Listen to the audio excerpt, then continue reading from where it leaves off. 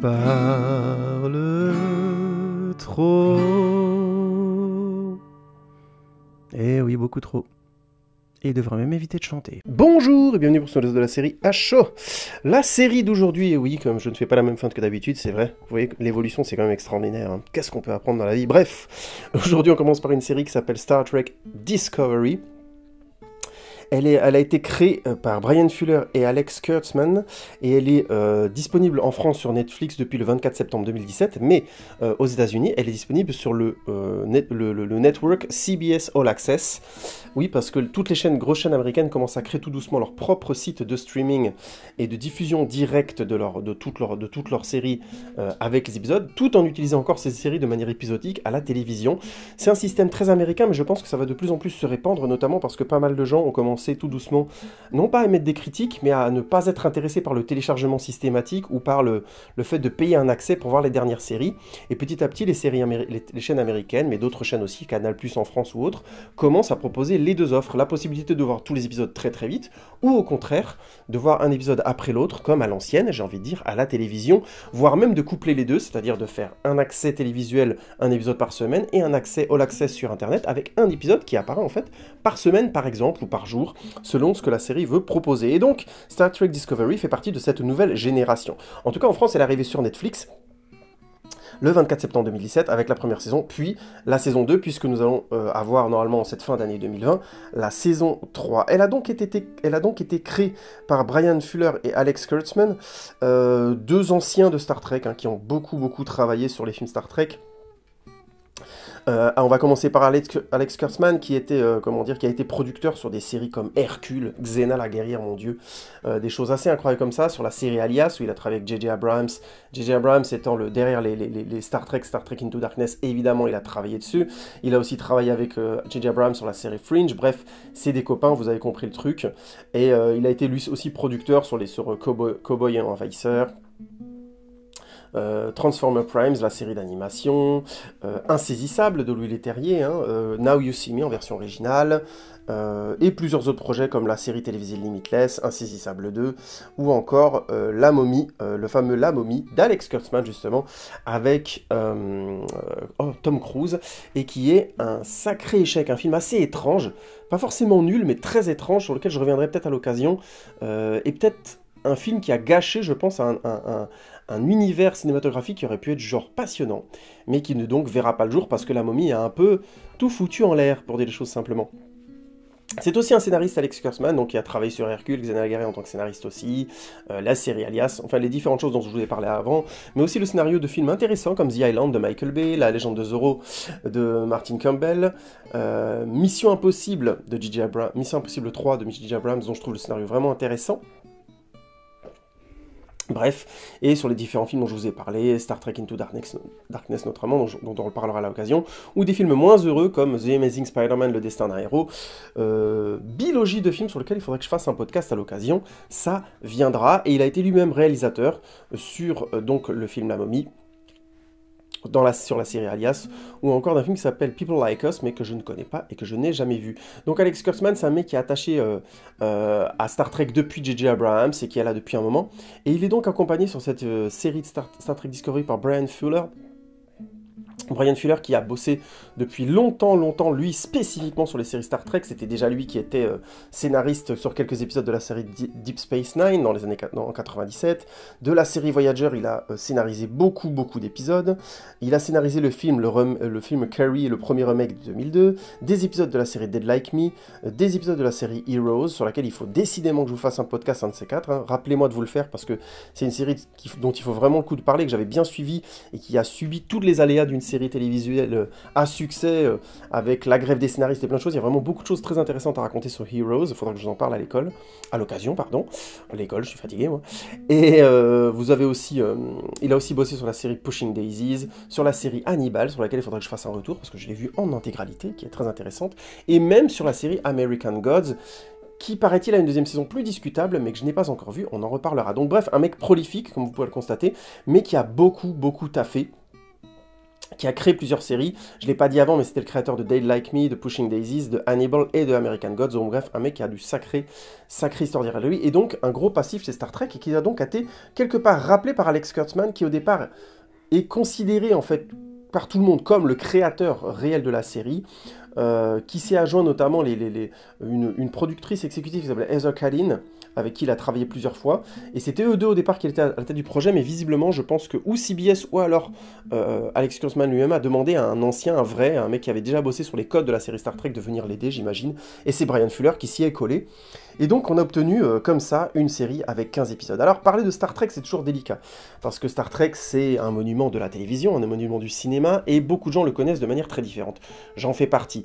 J'ai pas beaucoup suivi les séries Star Trek, il faut être clair. J'ai eu de la chance, grâce à une émission à l'époque qui s'appelait à La Réunion, la télé est à vous, je crois, un truc comme ça, où on pouvait, vous savez, c'était les vieilles émissions télé, alors là je parle vraiment des années 90, début des années 2000, ça n'existe plus depuis longtemps, où on pouvait voter pour l'épisode de la série qu'on voulait voir. Donc c'était plusieurs séries qui étaient en compétition, et en téléphonant, on pouvait choisir l'épisode de la série qu'on voulait voir. C'était assez stupide, puisque la plupart des séries avaient... l'émission imposait certaines séries, déjà, et en plus, la plupart des séries avaient un nombre d'épisodes pas égaux, donc on se retrouvait parfois avec une série, on avait un épisode, puis en fait, les gens votaient plus pour cette série-là, donc on l'avait plus pendant 2 ans, je caricature, puis à la fin, on avait le deuxième épisode, enfin bref, c'était impossible de suivre des séries comme ça, mais le principe, c'était de donner le pouvoir aux spectateurs, c'était assez mignon, et c'était essentiellement sur des séries américaines, relativement kitsch, maintenant, qui ont pris vraiment un coup dans la gueule, que ce soit de Manimal, ou le Magicien, plein de vieilles séries comme ça, mais alors assez hallucinantes. Je sais pas s'il y avait Magnum ou genre de séries dedans, mais c'était supposé être des séries relativement exceptionnelles, mais très vite c'était des séries qui étaient recyclées à foison et qui d'exceptionnelles sont vite devenues très kitsch. Il y avait notamment la série Stingray, c'est une série très très drôle, enfin bref, je vais digresser encore, mais plein de vieilles séries. Je vous conseille d'aller chercher ce que c'était que ces trucs-là. C'était toujours le même principe ces séries-là, un mec particulier, souvent un mec d'ailleurs, très souvent un mec, qui arrive avec une particularité X ou Y, une super intelligence, une super capacité de compas, un super enquêteur, et qui était confronté à des histoires de crimes et ainsi de suite. Voilà, c'était toujours le même archétype de série télé, avec un format d'1 heure, avec il arrive quelque part, il aide des gens et il s'en va, et on fait 70 épisodes comme ça. Bref, c'était ça, la une est à vous, je crois que ça s'appelait à la télé, sur TF1, et à La Réunion, je me souviens plus, la loi des séries, je crois que ça s'appelait. Bref, et cette série, cette émission réunionnaise m'a permis de découvrir avec grand plaisir les originaux de Star Trek, la fameuse première équipe avec William Shatner, Leonard Nimoy et toute cette équipe-là. C'est donc comme ça que j'ai découvert les Star Trek vraiment. À l'époque, je connaissais un peu de loin, j'avais vu quelques épisodes à gauche à droite de différentes séries, mais je connaissais très mal. Et là, j'ai vraiment pu redécouvrir, quand j'ai commencé à m'intéresser au cinéma, c'était la même période, le potentiel de cette série. Le fait que Star Trek développait en fait un principe simple, c'était de profiter complètement du cinéma de genre, donc à l'époque de la série télé de genre, des moyens proposés par la télévision, pour proposer des réflexions clairement sur notre époque, sur l'époque dans laquelle la série a été faite, si je dis pas de bêtises, les années 50-60. Et donc on avait des réflexions sur le communisme, sur le racisme et sur plein de choses comme ça, mais de manière déguisée à travers les Klingons qui étaient les suprémacistes, en quelque sorte les suprémacistes blancs, mais de manière déguisée. On avait d'autres races qui étaient supposées proposer les scientifiques, mais froids et sans quelque sorte sensibilité, les Vulcains et ainsi de suite. Et donc, en utilisant des codes très kitsch, en mettant les personnages principaux en pyjama dans des décors qui à l'époque le faisaient plutôt bien, mais qui très vite ont très vite vieilli, sont devenus kitsch, la série s'est permis des réflexions relativement profondes sur des sujets complexes à l'époque, le rapport homme-femme et ainsi de suite. Et c'était, franchement, à l'époque, alors ça fait 20 ans que je l'ai vu, mais j'avais trouvé ça étonnamment classe. J'étais vraiment sur le cul de la profondeur de certains épisodes, de la profondeur des réflexions menées, et de à quel point certaines réflexions étaient encore très modernes en 2000. Alors maintenant, il y a le hashtag MeToo et plein de choses qui sont passées sur les rapports hommes-femmes, donc ça commence à devenir heureusement archaïque, et un peu facile comme réflexion, mais il y a encore, je pense, quelques épisodes qui doivent être franchement pas mal. Le principe étant que oui, j'ai oublié de dire la base de la série, pour ceux qui ne connaissent pas, je sais qu'il y en a très peu, donc je vais faire court. Un vaisseau fait partie de la Fédération des races unies, je ne sais plus exactement ce qui s'appelle Starfleet, qui réunit toutes les races, pas toutes les races, mais une grande partie des races de la galaxie, et ils ont choisi à un moment donné de se réunir sur le vaisseau l'entreprise pour partir à la découverte de l'espace, et repousser encore plus les frontières de la connaissance et du savoir et des choses. Donc c'est très néobab comme idée, c'est l'idée que des races ont réussi à s'entendre assez pour réunir des moyens complètement fous et envoyer un vaisseau vers l'inconnu, découvrir, pousser les limites aussi bien théoriques, émotionnelles, philosophiques, mathématiques, scientifiques de l'humanité. Donc c'est le fantasme absolu de gauche, c'est-à-dire non seulement la race humaine et les différentes tendances de l'univers, sous-entendu du monde, ont réussi à s'entendre pour ne pas s'autodétruire, mais en plus sont arrivés à un niveau d'évolution tel qu'ils arrivent à envisager d'aller repousser encore leurs connaissances, leur peur et ainsi de suite, pour, si possible, devenir meilleurs demain. C'est une très très belle idée, et ça a permis à cette série de partir comme ça avec une base très positive, et chaque épisode, le vaisseau rencontre une nouvelle menace, ou simplement une nouvelle réflexion, une nouvelle chose qui les confronte à leurs limites, leurs peurs, et ainsi de suite. C'est une série très intéressante, je pense qu'elle a très vieilli, mais qu'elle reste encore sur son fond intéressant. Pour ceux qui sont vraiment fans, on va dire, de séries un peu originales mais anciennes, pourquoi pas tenter le coup de se remater quelques épisodes de cette série-là. C'est peut-être un peu long, mais je pense que ça peut toujours passer. Bref, Star Trek, c'est ça à la base, c'est cette série télévisée. Et ça a eu un tel succès, et surtout, c'est même pas que ça a eu un succès en fait. J'en ai déjà parlé dans mon podcast sur les 3 Star Trek que j'avais fait sur la trilogie, non pas d'Abrams, mais les 2 films d'Abrams et le film de Justin Lin, que je vous remettrai dans les barres d'informations de cette vidéo. Mais grosso modo, Star Trek, au départ, n'a pas été un succès télévisuel. La série a eu beaucoup de mal à exister. Mais elle a eu très vite des fans vraiment hardcore qui écrivaient des lettres aux chaînes de télé et qui voulaient absolument que la série continue d'exister. Je ne sais plus si à l'époque la série était sur CBS ou sur une autre chaîne. Honnêtement, je vais dire des bêtises. Mais grosso modo, c'est ces fans qui ont fait vivre la série pendant des années. À tel point qu'au bout d'un moment, ils ont produit des films de cinéma, et là, clairement, la série a encore franchi un cap de notoriété en devenant une grande série de films de cinéma, dans le sens, beaucoup de films. Des films certes kitsch, des films de niveau téléfilm à un moment donné, clairement. Hein. Je crois que les Star Trek 4 ou 5, on commence vraiment à tomber dans le kitsch, mais même à l'époque où les films sont sortis, c'était assez ridicule. Mais certains films sont rentrés dans la légende, comme le Star Trek 2, The Wrath of Khan, La colère de Khan, qui a été quelque part remaké ensuite d'une certaine manière, je trouve, avec brio notamment. Mais peu importe, j'en ai parlé dans mes différentes critiques. Mais grosso modo, certains films sont devenus mythiques, mais la série a quand même sérieusement vieilli, et dès les années 90, des tentatives sont arrivées pour rajeunir le casting, en permettant clairement au casting premier, William Shatner, Leonard Nimoy et consorts, de quitter plus ou moins la série volontairement ou indirectement, et de créer de nouvelles séries avec Star Trek Generation et autres, que je connais très mal, que je n'ai pas suivi.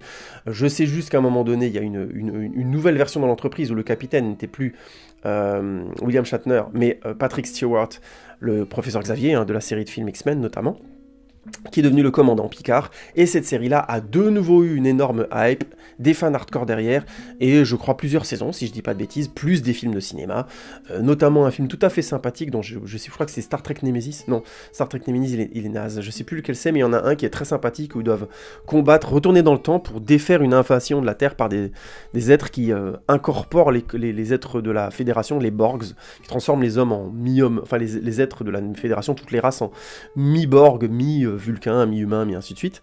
Et c'était pas mal du tout à mon souvenir, il faudrait que je revoie à l'occasion. C'était assez flippant. Enfin flippant. Ça met une certaine forme de noirceur dans la série qui était pour le coup originale à l'époque. Ça a peut-être mal vieilli maintenant.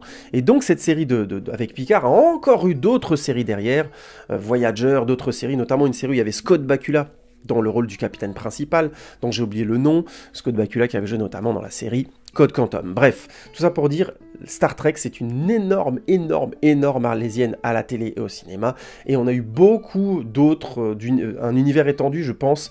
Il y a eu des BD, de ce que j'ai compris, des livres aussi, quelques jeux vidéo, mais pas tant que ça, mais beaucoup de BD et de livres, a priori, si je me dis pas de bêtises, qui ont développé encore le lore de cet univers absolument foisonnant, et qui a passionné, avec le grand cliché dont je dois parler tout de suite, parce que on va en revenir dessus quand je parlerai de Star Trek Discovery, mais la race des Klingons, en français les Klingons, race basée grosso modo à l'époque qui a été créée sur un archétype de une exagération des républicains aux États-Unis, donc une partie de la population, une race basée sur le principe de la domination, de la force, et qui a pour principe de vouloir dominer les autres, et qui pendant longtemps est l'ennemi principal de Starfleet, avant de devenir petit à petit, la série avançant et durant très longtemps, un allié dans la Fédération. Mais les Klingons sont surtout connus pour un effet un peu kitsch, c'est leur langue, puisque a priori au départ la langue n'avait pas été inventée pour la série, et finalement elle a été inventée, c'est devenu un peu une langue de geek, savoir parler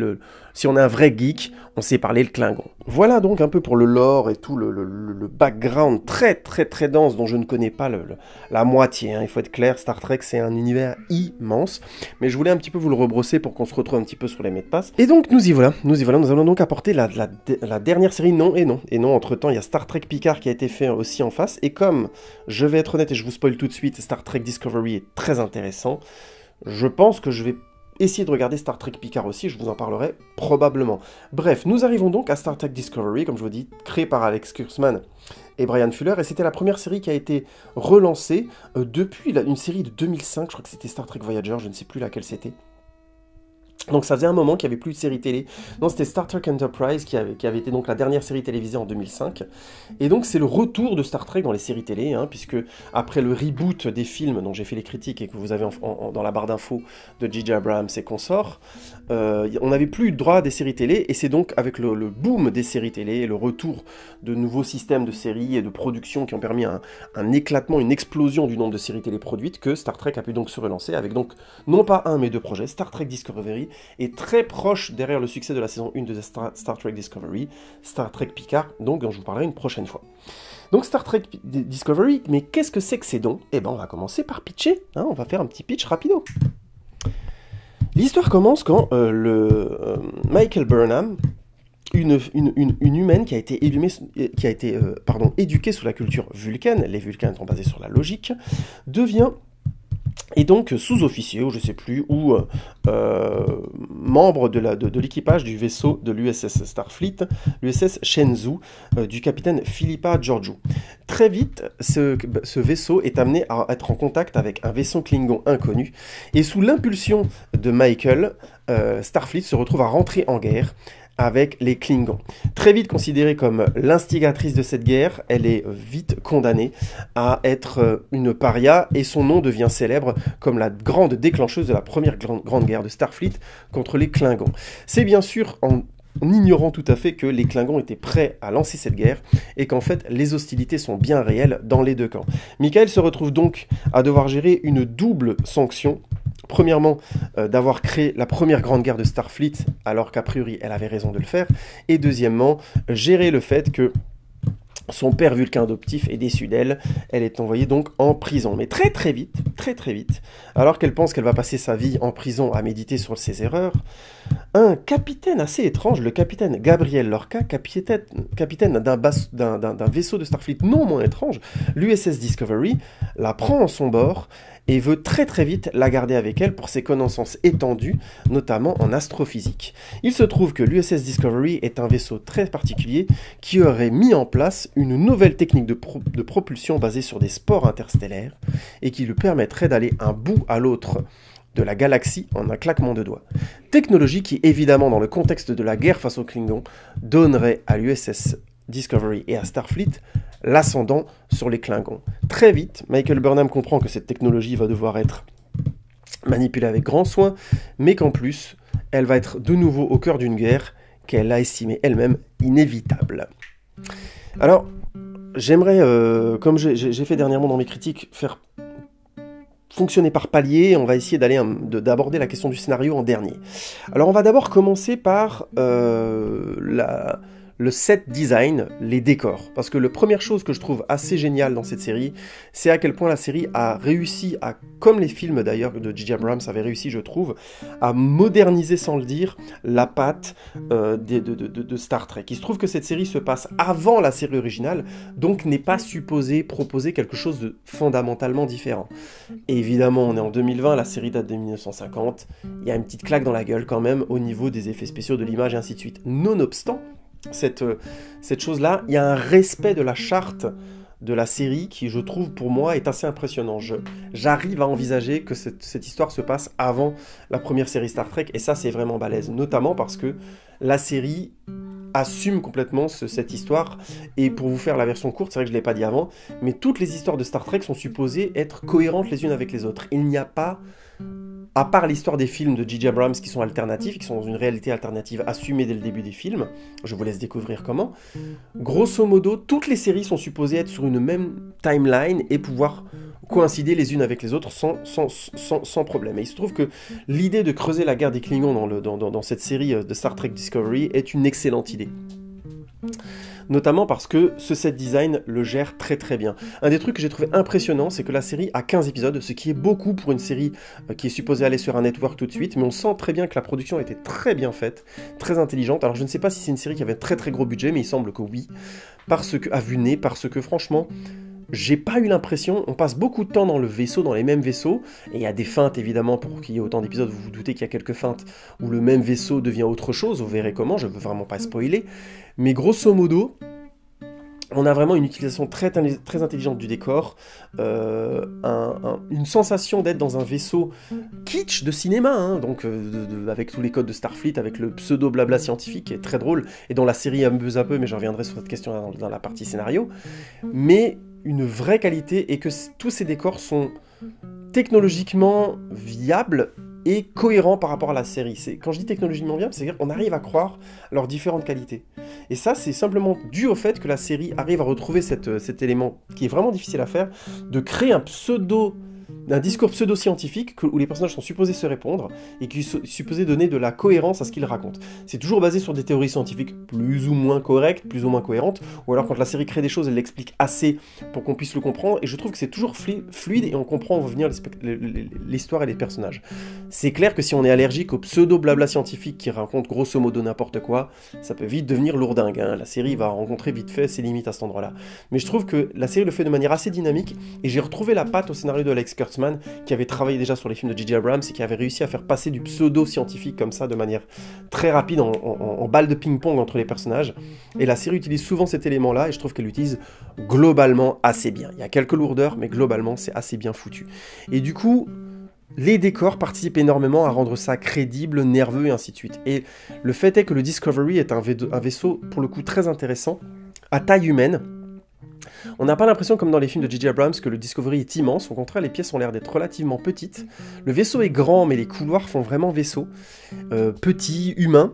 Et ça lui donne, je trouve, une fragilité, mais en même temps une dimension humaine qui aide beaucoup la série à gagner en vraisemblance. Alors, c'est une sensation, j'ai peut-être tort, mais j'ai beaucoup apprécié ça, notamment les quartiers, les différentes chambres des officiers et autres sont dans les parties arrondies du vaisseau, ce qui donne la sensation que le vaisseau est relativement petit, qu'on n'est pas plus de 200 personnes dessus, et ça j'apprécie ça donne un côté humain, là où dans les Star Trek de J.J. Abrams, on a l'impression qu'ils sont des milliers sur le vaisseau, et ça avait tendance à rendre le vaisseau assez labyrinthique, et à lui donner des proportions parfois un peu étranges, où on a l'impression qu'il était toujours immense. Là on est dans un rapport un peu différent, on sent le vaisseau à taille un peu plus humaine, et comme la série s'attarde beaucoup sur les personnages, et c'est une de ses qualités, ça fonctionne bien. Ces deux choix au niveau du décor sont vraiment une grande réussite. Et le décor est tellement renouvelé qu'au bout de 15 épisodes, on n'a pas eu l'impression, je trouve, d'être tout le temps au même endroit. Et ça, c'est vraiment très fort, c'est une des premières qualités. Au niveau des effets spéciaux, autant les effets spéciaux de batailles stellaires et de vaisseaux et ainsi de suite sont assez géniaux, et franchement, on passe de bons moments, autant, au niveau effets spéciaux, j'ai trouvé qu'on avait, au niveau des masques notamment et des costumes, ça fonctionnait plutôt bien, mais j'ai trouvé, la race Klingon étant très importante dans cette série, j'ai trouvé par moments les masques assez inégaux, il y en a beaucoup, où j'avais l'impression de vraiment entendre un acteur dans un masque, enjoncé dans un masque. Alors, j'ai vu la version française de la série, donc il est possible que le doublage ait choisi un effet sonore un peu cheap, mais vu le budget de la série, je ne pense pas, et il me semble qu'il y a eu ce choix à un moment donné de faire comme si les Klingons avaient une cavité nasale très forte, très profonde, en grosso modo en laissant les acteurs sous les masques. Et tout n'est pas réussi. Certains acteurs ont les lèvres qui sont un peu trop figées, le nez un peu trop rude. Ils ont choisi vraiment de faire des masques intégraux pour les Klingons. Alors pour certains personnages ça marche très très bien, et pour d'autres c'est plus inégal. Et je trouve que ça aide pas par moment la série à aborder une dimension plus humaine et plus conflictuelle chez les Klingons notamment. Et il y a beaucoup de séquences où les Klingons parlent les uns avec les autres en Klingon, donc c'est sous-titré, et en plus les visages ont tendance à être un peu raides. Ça marche pas très très bien, sans compter que, comme ils ont beaucoup durci les visages et on va dire la structure du visage Klingon, et ben mine de rien on a du mal à les discerner. J'ai mis du temps à piger qui était qui dans la série honnêtement. Heureusement que très vite dans la deuxième partie de la saison, On n'a plus que 1 ou 2 Klingons qui sont récurrents et on m'en se perd plus.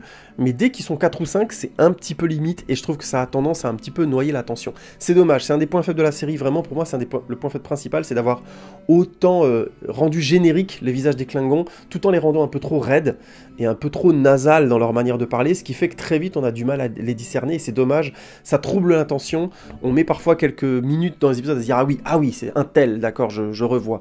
Très vite, heureusement, ils s'en éloignent, il n'y en a plus que 1 ou 2, ça devient plus clair, mais j'espère que dans la saison 2, que j'ai pas encore vu, parce que je vous parle essentiellement de la saison 1 ce soir, aujourd'hui, j'espère qu'ils vont pas trop se perdre là-dedans en remettant 20 Klingons différents, parce que ça risque de devenir assez imbouffable. Au niveau de la musique, j'ai beaucoup aimé le choix du générique, qui est un générique un peu long, mais qui fait une musique qui est une sorte de musique d'élaboration, le Discovery étant clairement présenté comme un vaisseau qui permet de découvrir encore plus l'univers que l'Enterprise ou ce genre de missions qui viendront plus tard et qui sont le principe générique des séries Star Trek, hein, c'est-à-dire d'aller vers l'inconnu et de découvrir de nouvelles choses.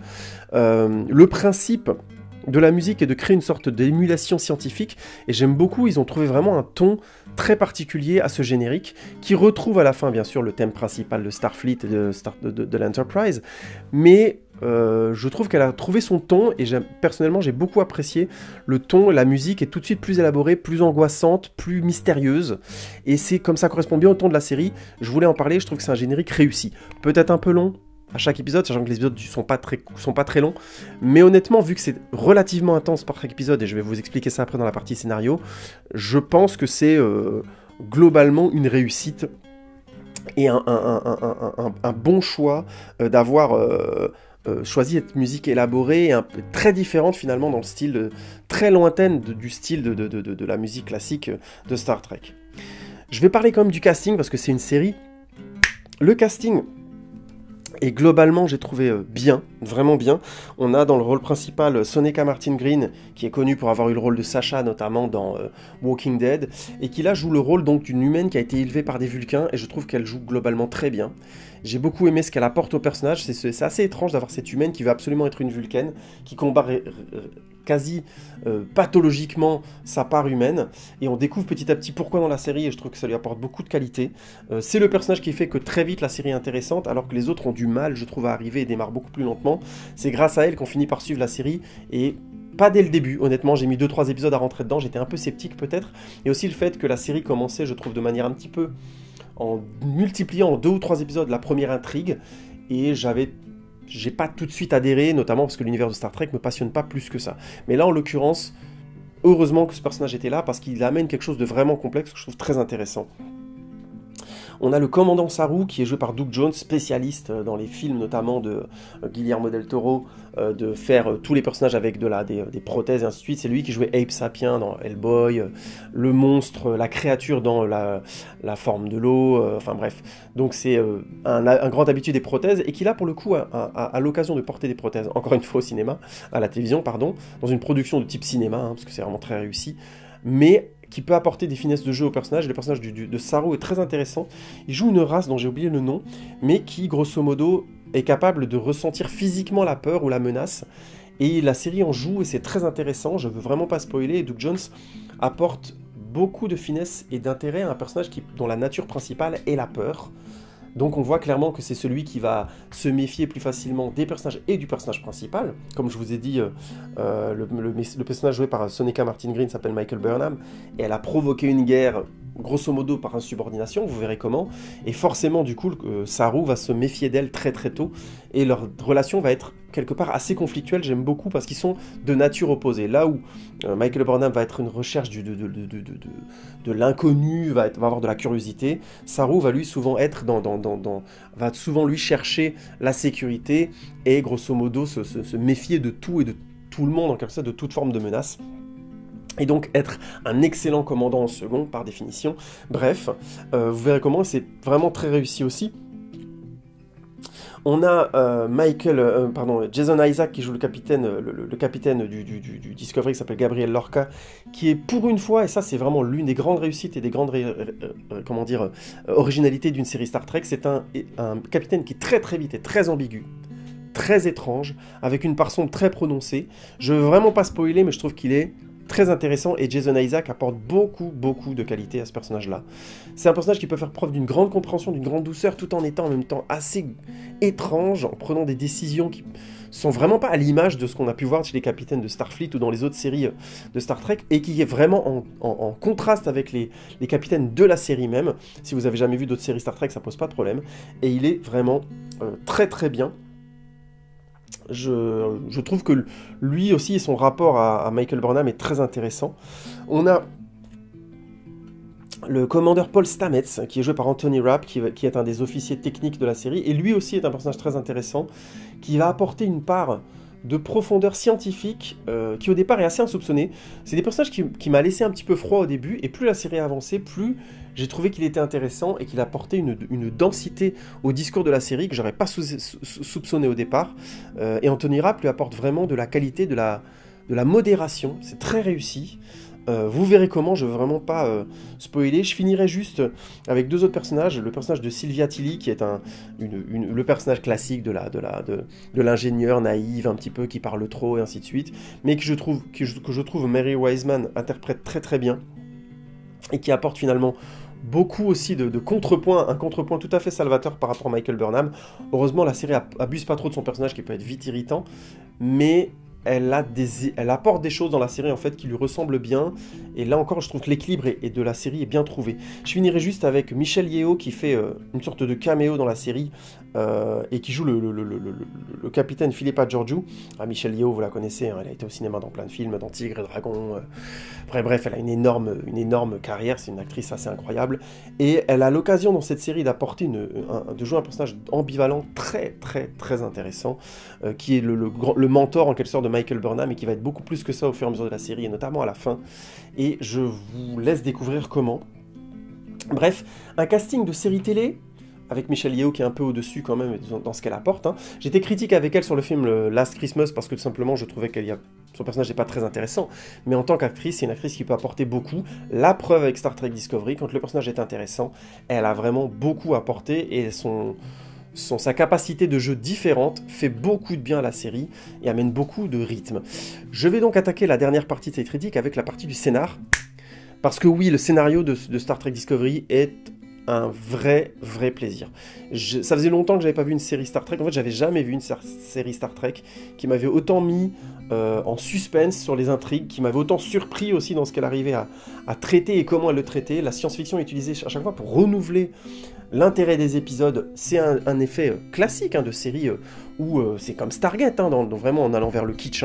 C'est les séries qui, avec un principe scientifique, se permettent de renouveler sans arrêt les épisodes. Mais là, en l'occurrence, la série ose souvent utiliser 1, 2, 3 épisodes pour une même intrigue quand l'intrigue fonctionne, tout comme utiliser un seul épisode pour une seule intrigue, il n'y a pas de problème, la série n'a pas peur de ça. Ce qui fait que très vite, on a un vrai yo-yo émotionnel, on ne sait pas quand les intrigues vont se finir et commencer, et ça c'est très bien, ça donne beaucoup de densité à la série. Encore une fois, la série est en 15 épisodes, ça veut dire qu'elle a été pensée comme ça, elle n'a pas été pensée pour être en 10 épisodes de téléchargement parce qu'il faut que 10, ou 24 parce qu'il faut un format télé ou un format téléchargement classique. Elle a le nombre d'épisodes qui permet de développer ses intrigues, son intrigue principale, et c'est très bien, et ça se sent, et ça donne une grande respiration et une grande qualité au scénario. Grosso modo, sans rien vous spoiler, vous avez des groupes de 1, 2, parfois un épisode, 2, 3 épisodes sur les mêmes intrigues, avec différents délires, genre le voyage temporel, les univers parallèles, le voyage dans le temps et ses effets. Et comme la série utilise ça très bien, comme je vous ai dit, en termes de timing, et se permet de rallonger ou de réduire les intrigues comme elle le souhaite, confronte les personnages réellement à leurs limites. Bien sûr, le commandant Saru va être confronté à un moment donné à sa peur de tout et de tout le monde. Michael Burnham va être confronté à un moment donné aux limites de son désir de toujours tout découvrir. Le capitaine Lorca, qui veut absolument faire de son vaisseau un vaisseau de guerre qui va faire gagner la guerre à Starfleet, va être confronté aux limites de sa violence et de ce qu'il provoque, ainsi de suite.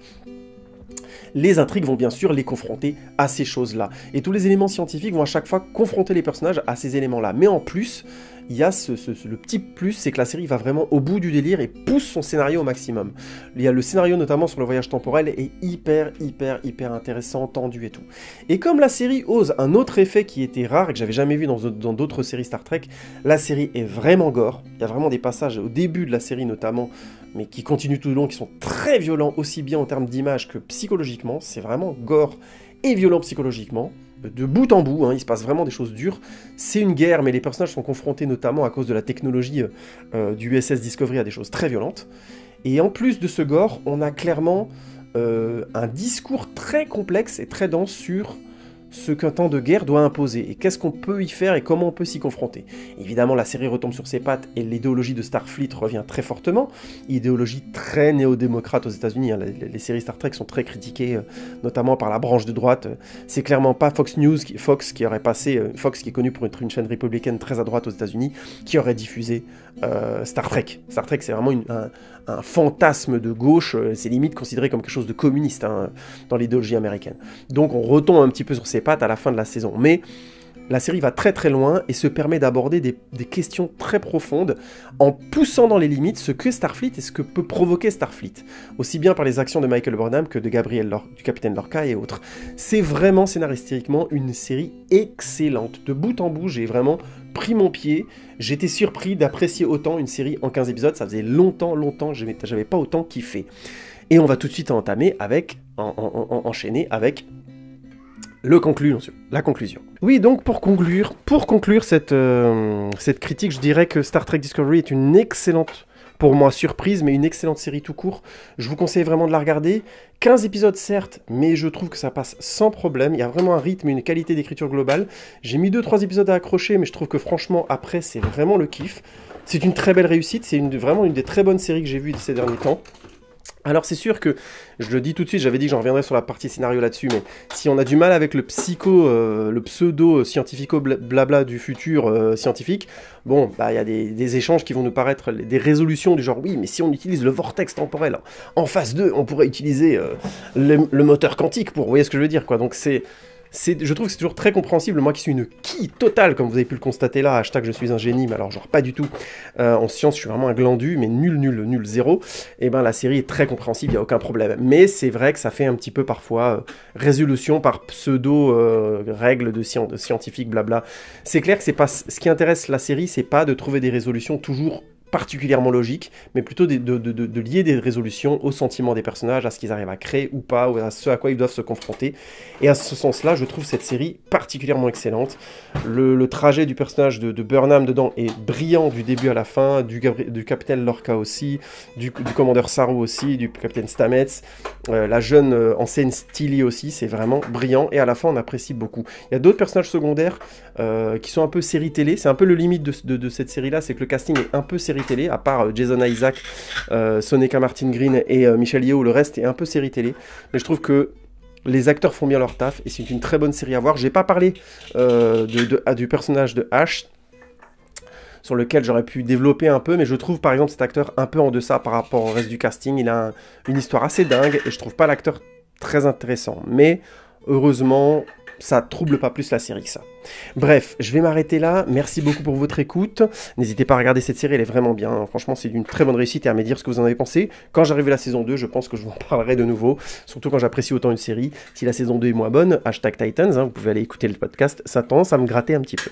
Bref, merci beaucoup pour votre écoute, n'hésitez pas à tweeter, Facebooker, Instagrammer, la totale, et à me dire ce que vous en avez pensé dans les commentaires, où vous voulez, sur quelle plateforme que vous voulez, ça m'intéresse énormément.